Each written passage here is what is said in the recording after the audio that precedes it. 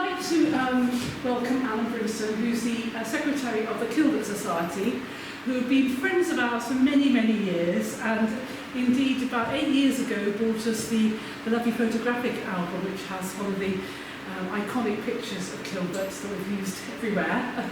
And they've always been around to give us advice about Kilvert and just share their passion with us. So it's really lovely that you're able to open really our Victorian season and the Kilvert season, and just tell us a little bit about the background to our wonderful Kilvert. So over to you. Well, thank you very much. It's a real honour really, because I'd just like to say how impressed I am by the exhibition downstairs.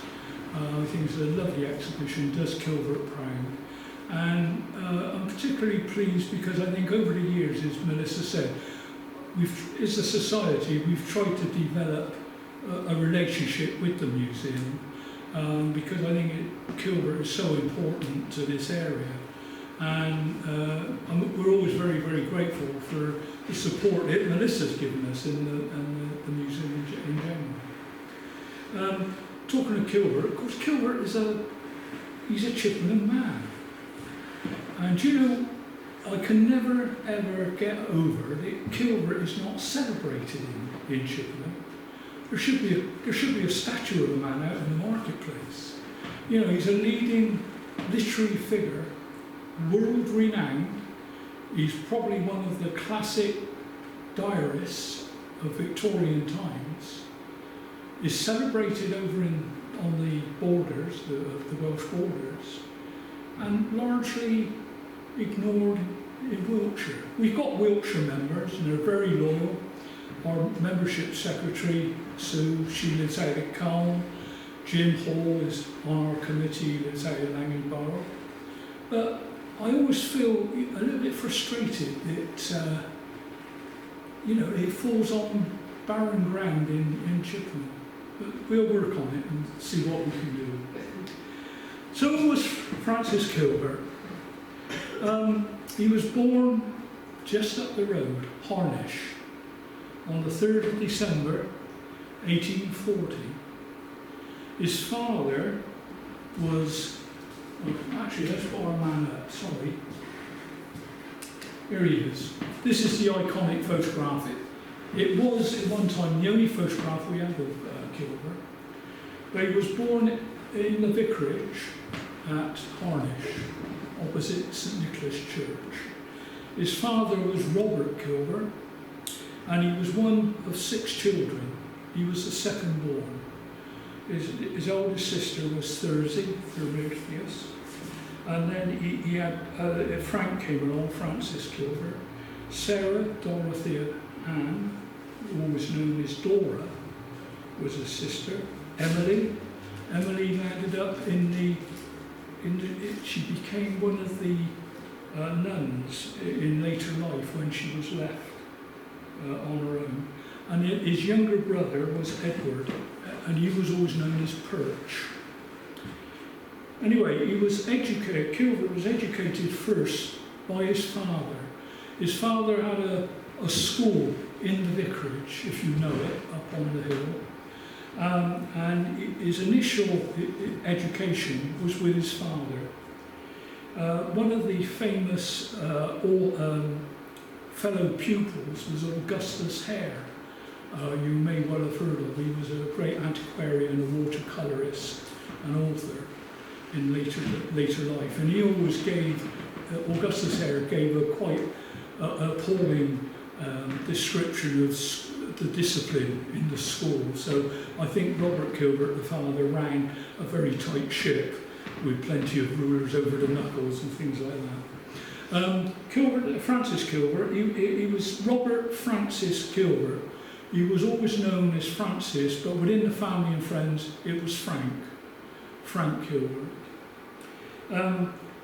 From his father's being taught with his father at Harnish, he then went to Bath, where his uncle was the priest in Claverton Down in Bath.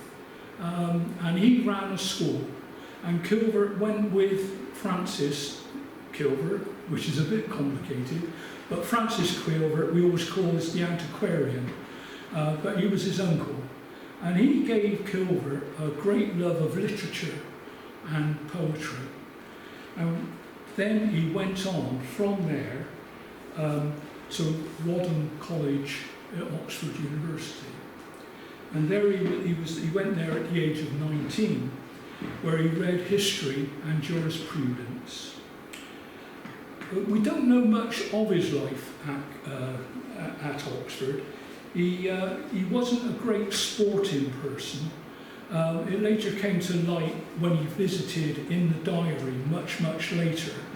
He recalls going to the college boat races, and he was quite proficient in croquet and archery, but he wasn't really what you would call a great sportsman.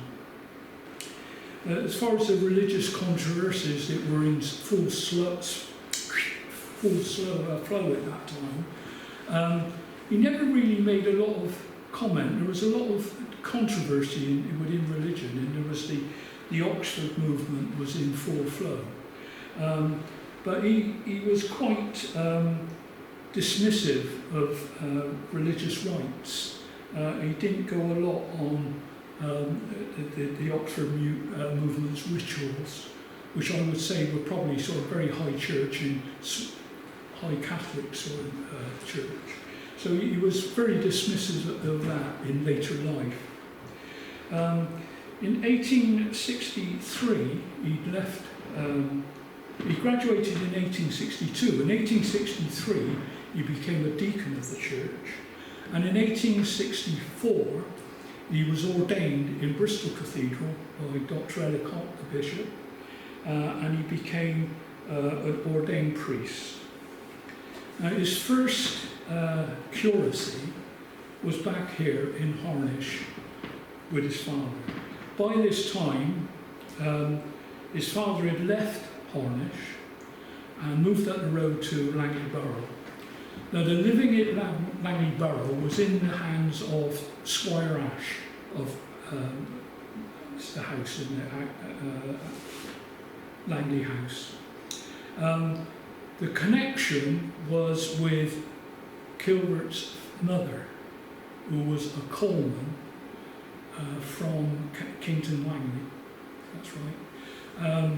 She was a cousin of Squire Ash. So the appointment of Langley Borough came through a family connection, and they moved up to Langley Borough. So that was in 1863. He moved up to Langley Borough with his father.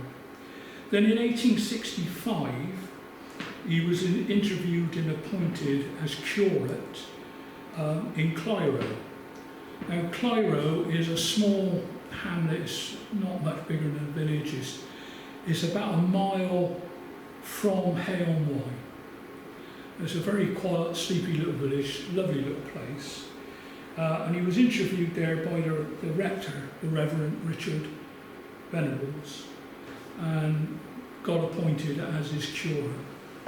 What that did, he then took on the curacy, and he started in January.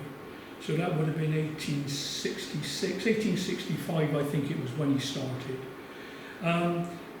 And he stayed there for 7 very happy and contented years. And the early part of the diary very much centres around Clyro and the borders. But at the same time, he was forever coming back to Chippenham. So the diary actually, I would say, is probably 50% of each between the borders and Chippenham in Wiltshire. So a lot of people, I think this is what a lot of people think, they think it gets celebrated in Wales or on the Welsh border. It's only a mile inside of Wales, it's really on the border. And most people, I think, got the impression it's all about there, but it's not. It covers Wiltshire equally as well, in my opinion. The relationship with Venables was very paternalistic. The Venables were very kind to Kilvert. He had a third of the living, as I think the living was £300 per annum, and Venables paid £100 a year to Kilvert. But Kilvert didn't live at the vicarage. The Venables were in the vicarage, and Kilvert lived in Ashbrook House in lodgings, and he stayed there for his whole time when he was in Clyro. The Venables were very supportive, particularly Mrs. Venables. Kilvert had quite a wide romantic life and illusions, and he was forever trying and putting his heart into Mrs. Venables, who gave him all the encouragement and sympathy that he probably needed. I think she mothered him a bit, but they did have this wonderful relationship. The Venables were very well connected socially. He was the chairman of the local assizes, which in Wales covered the old county of Brecon, Merioneth. It was it's like Powys is today, but it was a huge area. And he was the chairman of the bench. And they moved in very high social circumstances. And this really helped Kilvert, because what happened with Kilvert was he suddenly turned up as the curate, and he was introduced to all in sundry the local squirearchy. It probably meant he was moving in a higher class than what he would have been used to here. So I think he came out of it quite well. So we'll move on to the diary. As I said, Kilvert arrived at Clyro in 1865, but he didn't actually start the diary until January the 1st, 1870. So he'd already been in Clyro for 5 years before the diary started. There's a great mystery attached to the diary, with many unanswered questions, that has inspired many Kilvertians, such as me, to go into great detail in their research of life and diary of Kilvert. The diary is described as one of the jewels of English literature and a unique cameo of life that has vanished. Although written by Kilvert when he was at Clyro, as I said earlier, he returned most frequently to his family at Langley Borough, and the Chippenham the Chippenham area and the character features fully in the diary. As I was trying to explain to you, there's still a very high Wiltshire content in the diary. Wiltshire life is recorded along with the life of the English-Welsh border, which I've explained. So what happened with the diary? Downstairs there are the 2 notebooks. These are Kilvert's notebooks. He was in the habit of writing a diary every day, and he used to carry a little notepad so he could make notes during the day, and we think his habit was to write up each day at the end of each day, and he was largely known to do, there are 1 or 2 books where those items haven't been edited out, and he did write every day. There was 22 notebooks. Now, what happened was that Percival Smith was Kilvert's nephew, and when the books eventually came to Percival Smith in the 1830s, and he thought they were worth a look at from a publication point of view. So he went off to Jonathan Cape, the publisher, with the 22 notebooks, and Jonathan Cape obviously showed interest, and they put the 22 notebooks in the hands of the editor, William Plumer.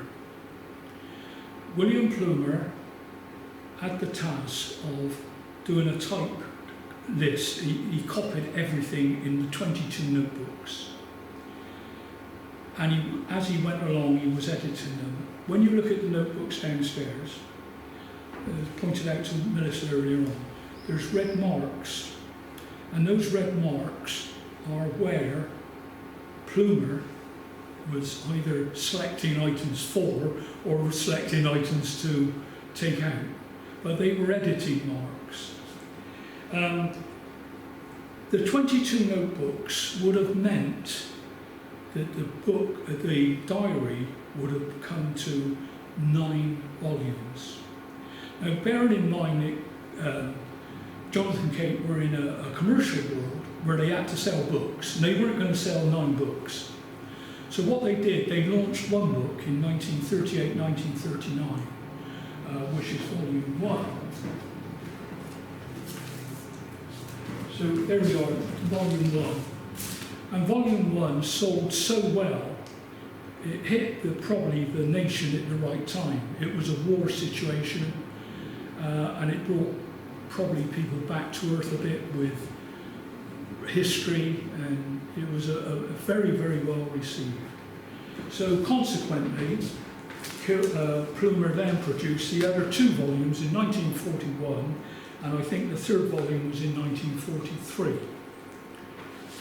So that's the 3 volumes as we know them today.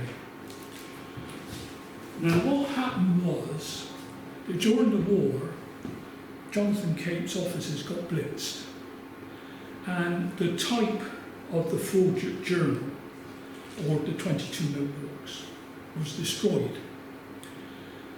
They were also a copy with William Plumer, and we don't know what happened, but somehow Plumer lost them. They disappeared. But he said to himself, well, that's no problem, the 22 notebooks still exist. But by this time, the 22 notebooks with Percival Smith died, and the 22 notebooks went to his sister, Kilvert's niece, Mrs. Essex Hope, or as I like to call her, Mrs. Essex Hopeless. Because what happened was, Plumer went to see her one day, and she told him that the whole 22 notebooks she had burnt on a bonfire. Plumer was absolutely aghast. You know, he's lost 22 notebooks. It subsequently came about that she kept 3. The 3 notebooks, one went to a chap called Sanford, who had produced a radio programme on Radio 4, what would have been the home service in those days.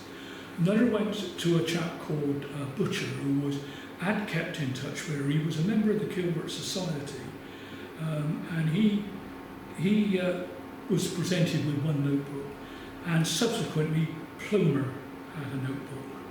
So from the 22 notebooks, 3 survive. 2 are downstairs. Wonderful, wonderful. And I had the privilege of handling the other one at Durham University. Plumer's archive. He wrote he published the James Bond model volumes, so he's quite well known in the literary field. So Plumer's archive is at Durham. So a few years ago, I thought, here we go, we'll have a go. So I dashed in and said, I'm the secretary of the Kilvert Society, can I have a look at the notebook? And I thought they would say, oh, out you go, lad, you know. And they said, yeah, no problem, sign the form, you know. And they brought it down and they put it in my hands. I thought, crumbs. Oh, take your time, they said. And I did. Oh yeah, it was a wonderful experience. So it's a real, brilliant that you've got hold of it on loan from the National Library of Wales, because I know they're very protective of of their bits and pieces. So it was very, very good. I think I'm rambling on too long. Here's our man, Francis Kilvert. This was the only image that we had. It's the one that features everywhere in the books and what have you. This was his father, Robert Francis Kilvert. As I say, he was the rector at Harnish and then subsequently Langley Borough. This is the vicarage, or you know it all, don't you? You know, this is local to you. Well, this is the vicarage there with St Nicholas Church in the background. And it was on that extension at the back there that Robert Kilvert had his school. Here we go, St Nicholas Church again. Kilvert was christened there. And there we are at Langley Borough.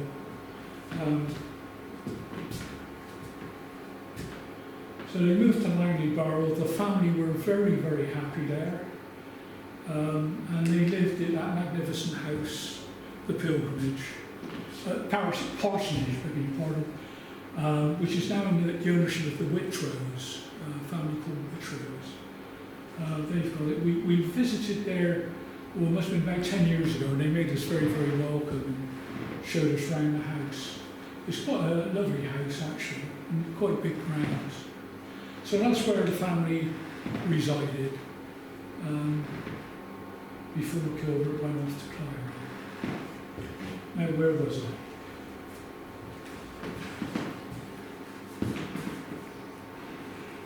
So really what happened was that, so we had the published diary.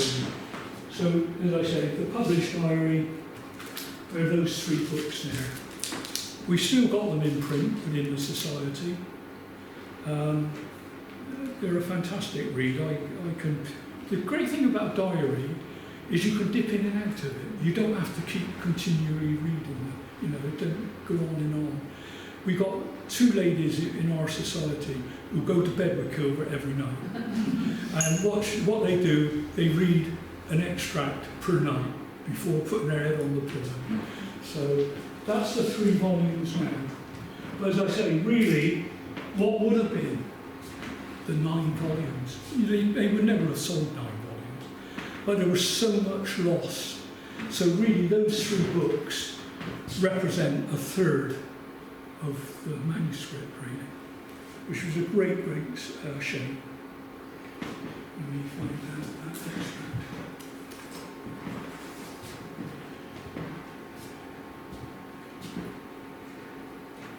On the 3rd of November 1874, Kilvert wrote, "Why do I keep this voluminous diary, journal? I can hardly tell.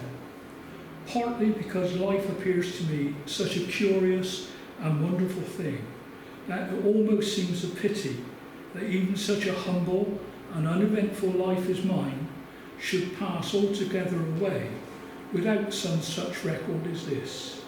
And partly, too, because I think the record may amuse and interest some who come after me."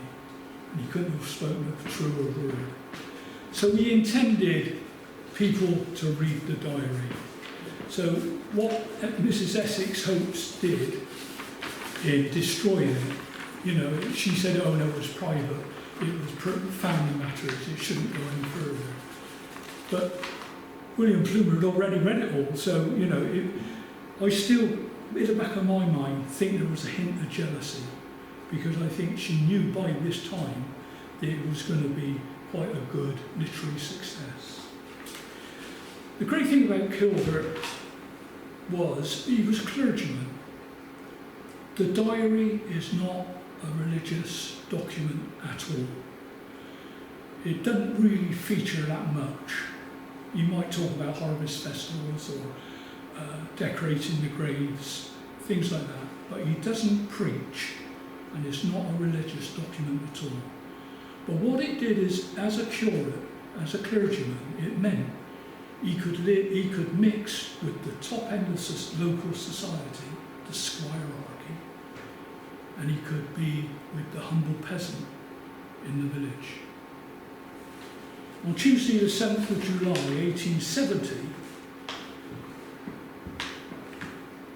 at 5:30, started to walk to Clifford Priory to dinner, going to hay across the fields. Arrived before any of the other guests, and in the dark, cool drawing room I found Mr. Allen, his brother Major Allen, and Major Allen's two bewitching, pretty little girls, Geraldine and Edith. Helen of Troy, prettier than ever, followed with her sister from Hardwick Vicarage, Henry Dew and Emily, Pope and Mr. Allen, Clan Thomas, Mary and Grace. I took Lucy Allen into dinner, but was forcibly separated from her, and sat opposite by Louisa Wyatt, who talked Switzerland and saved me much trouble in finding conversation. It was a very nice, pleasant dinner, no constraint, plenty of ice, good champagne, and the first salmon I have tasted this year. A nice curry, and the rifleman's strawberries were magnificent. But on Thursday, September Eve, 1871, I went up to Lower Cwmgwannon to see the old mad woman, Mrs. Watkins. The mad woman's son, a burly, tall, good-humoured man with a pleasant face, came to the garden gate and thought I could not do any good by seeing his mother, so I went away. But when I had got halfway down the Meadowcombe side, he shouted to me to come back and asked me to go up and see her. He led the way up a broad oak staircase into a fetid room, darkened. The window was blocked up with stools and chairs to prevent the poor mad creature from throwing herself out. She had broken all the window glass and all the crockery. There was nothing in the room but her bed and chair. She lay with a blanket over her head. When her son turned the blanket down, I was almost frightened. It was a mad skeleton with such a wild, scared animal's face as I had never saw before. Her dark hair was tossed weird and unkempt. She stared at me like a wild beast. But she began directly to talk rationally, though her mind wandered at moments. I tried to bring some serious thought back to her mind. Who do you pray when you say your prayers? Mr. Venables. It was a dim, lingering idea of someone in authority. So, from dining with the squire, champagne and strawberries, and there was this poor woman, obviously what we would know today is dementia, locked up in an attic. And he writes from both perspectives, and this is why I say, as a clergyman, he had this wonderful opportunity to go right across all classes of society. And let's face it, Victorian times, it was class-ridden, but it gave them a very wide perspective, and this just emphasises the point when I say it wasn't a religious diary. He talked about everyday life, here and over there. I'll read it there. Francis Gilbert's sense of humour frequently appears in his diary, recording humorous happenings to his life. Friday the 3rd of March 1876, I went by the mahogany tree across the evening meadows to Peckinjah. Farmer Austin was a little better. He told me that his first child was born. He was one day on business at Farmer Thomas Knight's at the Langley Borough Manor Farm. The old farmer asked him, did he not want his wife downstairs again? Austin said that he did, for it was very inconvenient for her being upstairs so long, and he missed her sorely. Then, said Farmer Thomas Knight, I'll tell you what to do. You pinch the nurse on the stairs and make her holler, and that'll fetch the missus down fast enough. He did have quite a, let's say, he did have a great sense of humour, I think. The one I always like, because I can picture it in my mind. This was in Clyro. He used to go to the school, like a lot of clergymen did at that time, and they would support the teaching staff. And he'd gone there to see the Clyro schoolmaster, Josiah Evans, was learning to play the violin. Use your imagination. He produced the instrument and began to play upon it. It had a broken string, and there was something wrong with all the rest. And the noise it made fairly ripped my bowel, as old Cord used to say at Oldham. The schoolmaster, however, did not appear to notice anything was wrong. His wife held the book up before him. "Glory be to Jesus," sang the schoolmaster, loudly and cheerfully sawing away and the cracked and broken strings, while the violin screeched and shrieked and groaned and actually seemed to writhe and struggle in his arms like a wild animal in agony. There was something so utterly incongruous in the words and the noise, the heart-rending, bowel-raking uproar and screams of his tormented violin, that I smiled. I could not help it. Shriek, shriek, scream, groan, yell, howled the violin, as if spirit in torment were writhing imprisoned within it. And still the schoolmaster sold away vigorously and sung amid the waiting, screeching uproar, "Glory be to Jesus," in a loud and cheerful voice. It was the most ludicrous thing. I never was so hard put not to laugh aloud. Couldn't imagine it, couldn't you? In Victorian times, death was never far away. Tuesday the 24th of December, Christmas Eve. Margaret Davis seemed very glad to see me, and her humble gratitude for my visit was most touching. She took me upstairs into the room where the dead child was lying on the bed and turned down the sheet from his face. I never saw death look so beautiful. There was no bandage around the chin. The pretty, innocent child face looked as peaceful and natural as if the child were asleep, and the dark curls lay upon the little pillow. I could hardly believe he was dead. Christmas Day, 1878. Immediately after dinner, I had to go back to church for the funeral of little Davy of the Old Western. The weather was dreadful, the snow driving in blinding clouds and the walking tiresome. The welcome home as it chimed softly and slowly to greet the little pilgrim coming to his rest sounded blurred and muffled through the thick, snowy air. The snow fell thickly all through the funeral service, and at the service beside the grave, a kind woman offered her umbrella, which a kind young fellow came and held over my head. I asked the poor mourners to come in and rest and warm themselves, but they would not, and went into church. The poor father, David Davis, the shepherd, was crying bitterly for the loss of this little man. All this gets to me. Sorry about that. It always does. Right, let's go on to things Chippenham. Well, just those few extracts give you a flavour of what the diary is about. Cover that one, and move on to that.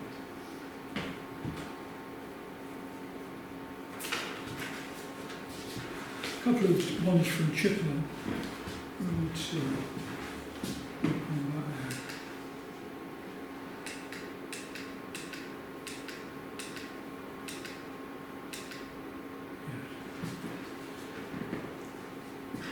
Friday the 25th of August 1871.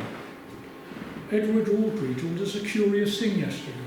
Langley Furtzer's revel is on the first Sunday after the 6th of July, and he had always supposed it was held in honour of St. Peter, as St. Peter is the patron of the church and village.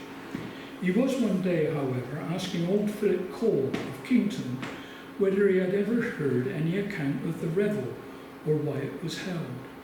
Philip said, I don't know who he was or anything about him, but the old folk were used to say the revel was about one Thomas a Becket. Now, considering that Langley Fitzhurst belonged to Reginald Fitzhurst, the murderer of Thomas a Becket, this bit of tradition seems very curious. So I don't know whether you can help on that one, but that's quite a good one. Friday the 30th of January 1874, the Chippenham parliamentary election. A radical candidate is taking us all by surprise. Handel Cosham was nominated this morning. Before daylight, the town had broken out in a bad eruption of poisonous yellow bills. We thought Goldney was going to walk over the course without question. Monday, Candlemas Day, 1874, Chippenham Borough election. Early in the morning, there were reports that Handel Cosham had brought up a number of colliers to intimidate the voters and to make a riot at night, and it was said that the mob had begun to break windows in Chippenham already. Notably, the windows of Goldney's committee rooms. Mrs. Ash was in town, driving in Mrs. Meredith Brown's carriage. Someone stuck a yellow placard on her back with "Vote for Cosham" in large letters, and she wrote all over the place, quite unconscious of what she was wearing, till someone told her of it. But at 8:30, it was at the night school, Hennemans came to the door to tell Miss Bland that Goldney was returned by a majority of 227. 3 cheers. This was the first election by ballot in Chippenham. The Radicals had a fair field and had been beaten. Now, I got an interest in Handel Cosham, because Handel Cosham then went on to become the MP for East Bristol. And he did some marvellous work. He was a mine owner, but he was I think he was quite a congenial, well thought of mine owner. And there is a hospital to this day that he built, and it's still in use, Cosham Hospital, just as you go through Kingswood, and it's off to the right. And that area is now known as Cosham, funnily enough. But what was Chippenham's loss, I'm afraid that Bristol East gained. But anyway, I'm a Bristolian, so you'd expect me to say that. Where are we now? Right, this is Squire Ash. They had a difficult relationship, although he was a relative. Squire Ash, he was a bit of a martinet. He was very much the local squire, and what he said went. So he was a difficult man. They were always running. They wanted to put church music in. They wanted a harmonium, and he was strictly against that. But they just ignored him and did it, and they got away with it. But he was not pleased. But I think I've got the right one. I'm sorry. He had a run-in with the school teacher. Here we are. Wednesday, the 11th of November at Langley Borough. We are in trouble at the school now because a few days ago Mr. Ash came angrily into Miss Bland, the schoolmistress, and ordered her always to keep all 3 windows and the door of the schoolroom open during school time, except in very cold weather when one window could be closed. He said in a fierce, determined way, "This is my school, and I will have my word attended to. If you do not do as I tell you, Miss Bland, instead of being your friend, I'll be your enemy." What a speech for an elderly clergyman. It is almost incredible that there are poor little children crying with cold, cruel, barbarous, and of course the parents are indignant, and the numbers of children are falling off. So this is the home of Squire Ash, which is directly behind the church at Langley Borough. He quotes there, he had been a clergyman in very early days. Here's the school, again you probably know it, at Langley Borough. Not on your way there. All right. Yeah, it's now in a private residence, but that was the school of Miss Black. And there's the tyrant, Squire Ash. He probably was quite a nice man, really, but he was typical Squire. What he said went. We went there with some buts in between. Right, where are we? I'll try and have a sit before we go further.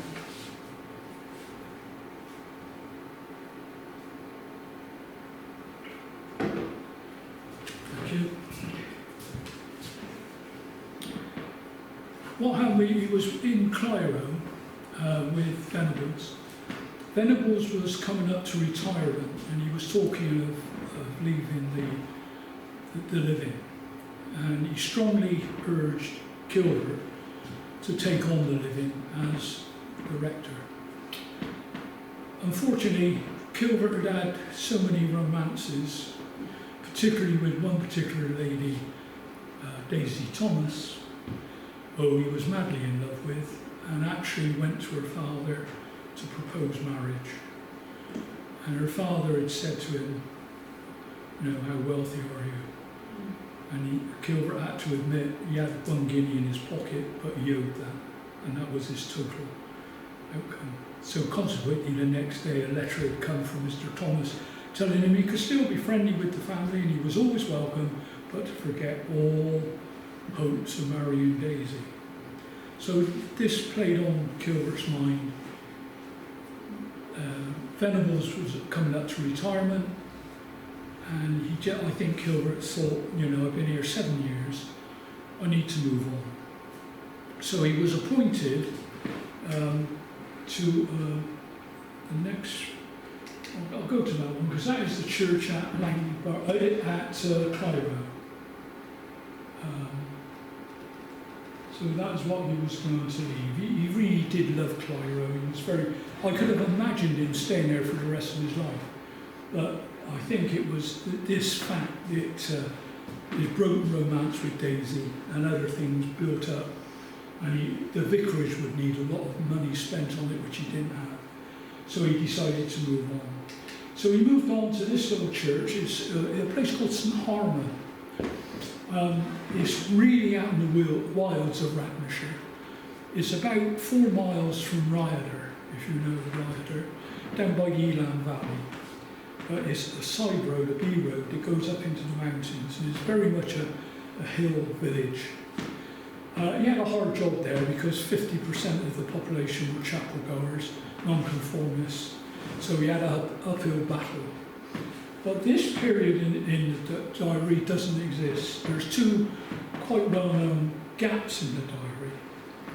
At this time, this is following sometime after the resignation at Clyro. He went to a family wedding and met a young lady by the name of Catherine Heenley, and they became engaged, cutting a long story short. Now, the extracts from the diary don't exist, so we've got no record. But it was known that Kilvert came to St Harmon with a young lady, and we surmise it was Kathleen Heenley. Kathleen Heenley came from the East Coast, just outside of Skegness. And shortly afterwards, again we don't know the story, but the engagement was broken. So again, he'd been let down in love again. So he stayed there for about 18 months. And then he really fell on his feet when he was appointed as the rector of Bredwardine. Now, Bredwardine is about 9 miles, 8 or 9 miles from Clyro, going towards Hereford in the Wye Valley, in the English diocese. It was in the Diocese of Hereford, and it's across the border in England. And he went there in 1877, and he was ordained as St Andrew's Bredwardine, and he was ordained on the 30th of November 1877 on St Andrew's Day. This was the rectory. He'd really fallen on his feet at last. It's a superb house. It's on the River Wye. It is a gorgeous house, beautiful gardens. This side of the river he had glebe-lands. So the living was worth £475 per annum, plus glebe-lands, rents from the glebe-lands, plus he took on a pupil. So suddenly, from having absolutely nothing, he'd come up with, yes, he won the lottery of life. And he made a great success of Redwood. He was very, very popular. He had living with him Dora, his sister. She came up from Chippenham, and she lived in the vicarage with him as his housekeeper. And she got very much involved with the church and the village life. She was a very popular lady in her own right. She was the organist in the church, and she was very, very well known. On the 12th of March 1879, Dora revealed that she'd had a proposal of marriage from James Pitcairn. And she said that she'd written back and accepted. That was the 12th of March 1879. On the 13th of March, the next day, the diary ends abruptly. That's it. Now, what we think happened was that Kilvert, after his breakdown of the engagement, he went on holiday with his close friend Mayhew, and they'd gone to Paris in a party. And amongst the party was a young lady by the name of Elizabeth Ann Rowland. And we think what happened was on the 12th of March, Dora said, "I'm leaving because I'm going to get married." On the 13th of March, did Kilvert write to Mary Elizabeth Ann proposing marriage?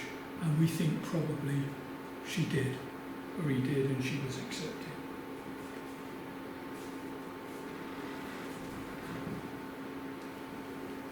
Just bear with me.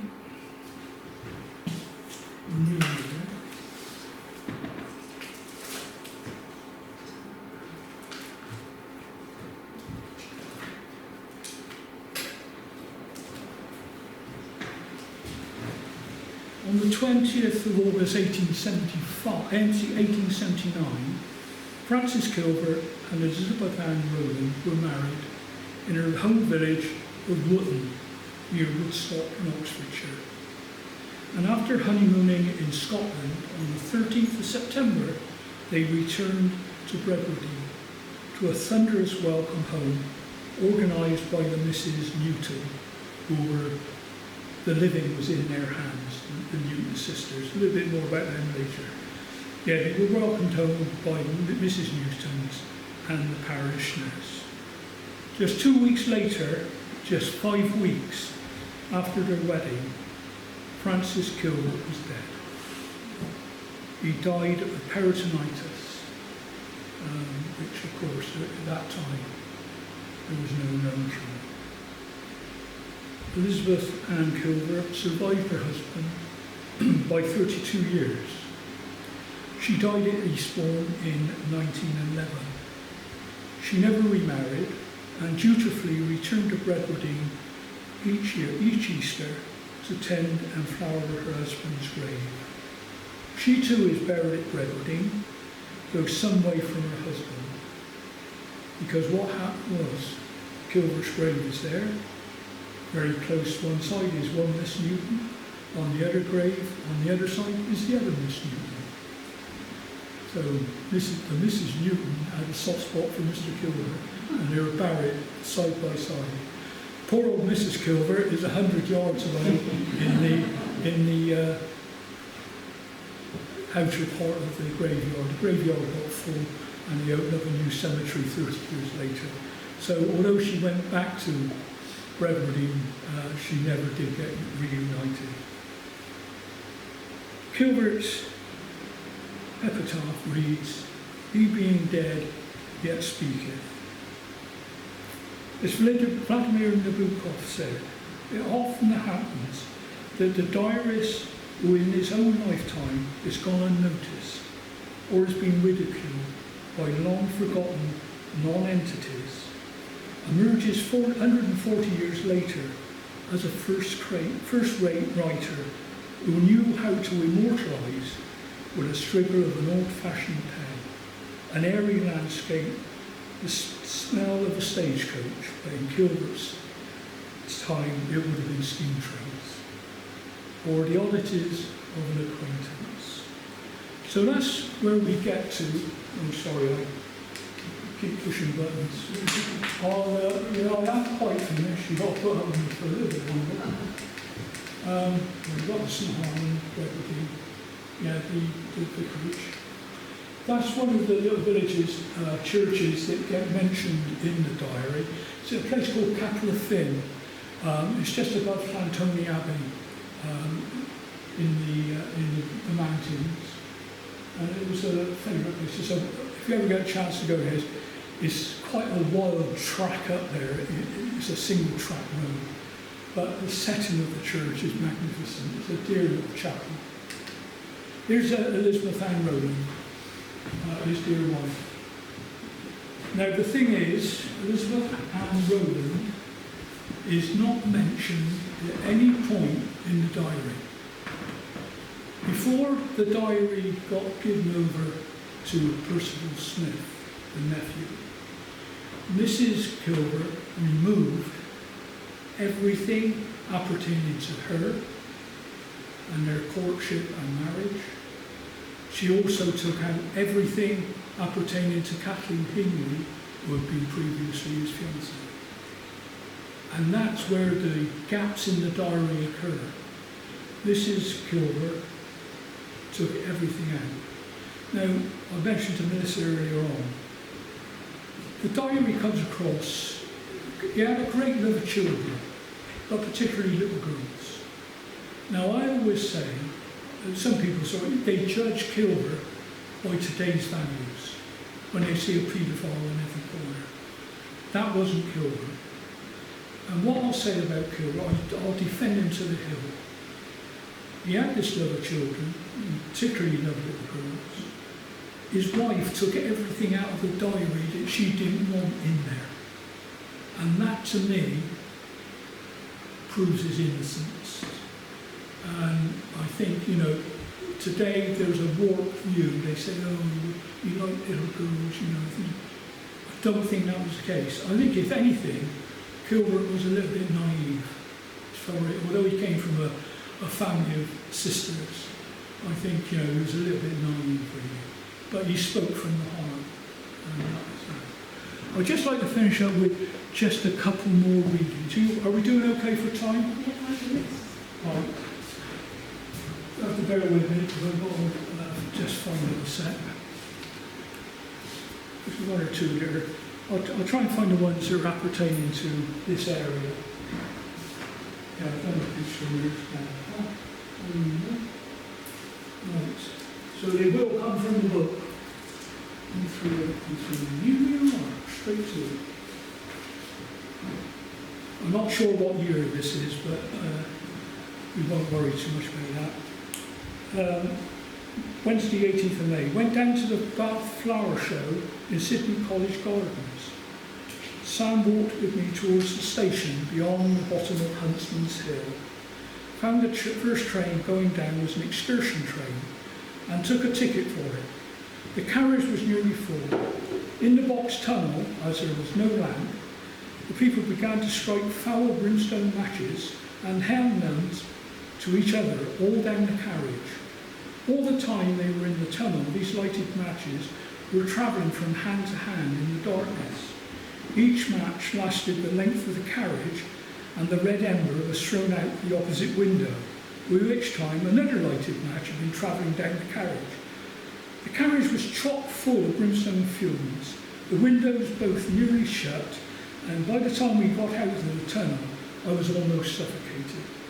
Then a gentleman tore a woman's pocket handkerchief in two, seized one fragment, blew his nose with it, and put the rag in his pocket. She then seized his hat from his head, and with another lady said that the dogs of Wootton Bassett were much more sociable than the people.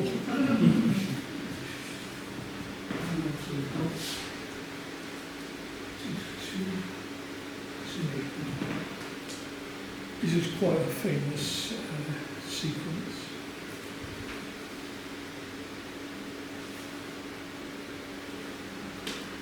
Skating at Draycott, again with perch.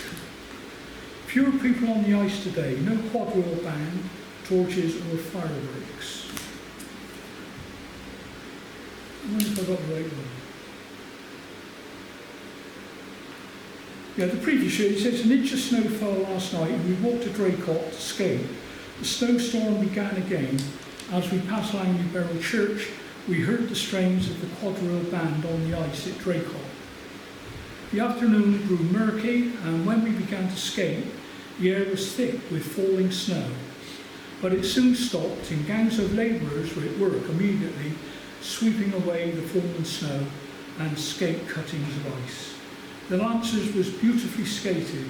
When it grew dark, the ice was lighted with Chinese lanterns, and the intense glare of blue, green and crimson lights and magnesium ribbon made the whole place as light as day. Then people skated with scorches. So that's just up the road.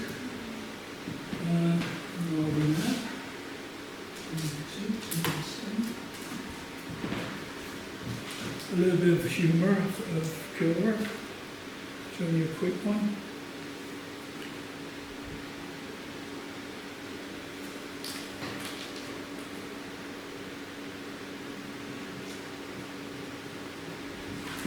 Oh yeah, that's the one.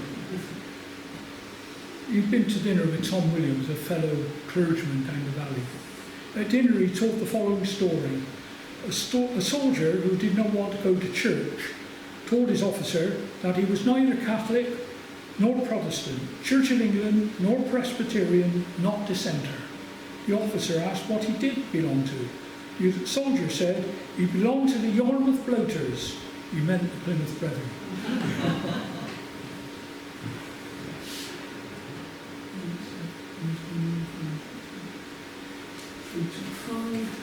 Nearly there.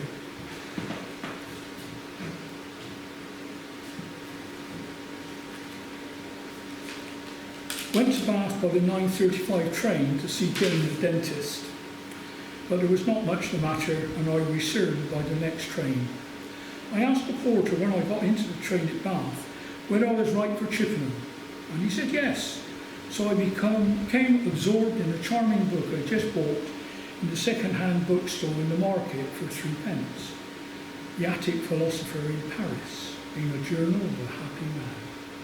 I never gave my journey another thought, but I noticed we stopped neither at Bathampton, Box or Corsham, and I wondered why we were approaching Chippenham at such a headlong speed, without any perceptible slackening. Another minute we had rushed through Chippenham like a thunderbolt, and were far away up the line. And it suddenly flashed upon me that I had got by mistake into the Flying Dutchman. Now it was a curious thing, and one I suppose, as rarely happened to the Flying Dutchman, that the signals were against it at Langley Green, and the train slackened speed just behind our house. It went slowly rolling on until it almost came to a standstill, and I could easily and unperceived have jumped out and walked home in 5 minutes.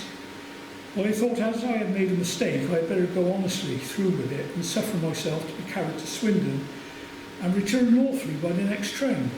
Just as I had made up my mind, down went the signals, our speed quickened rapidly, and on we flew as before. 5 minutes after I reached Swindon. A train came down. I met Matthew Gore of Colford on the platform, and we came down together. But at Chippenham, the ticket collector, Ironsides, made a difficulty and refused to take my ticket. I cannot take this, he said. You offer me an up ticket arriving by a down train. Down train. You should have got this ticket back by the station master at Swindon. and he demanded the fare all the way from London.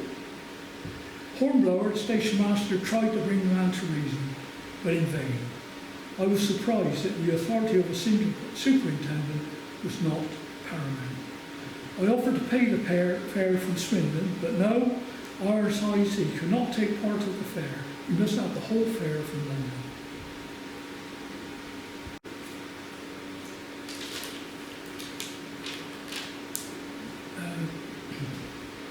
Kilvert's down in Weston-super-Mare with his parents on holiday.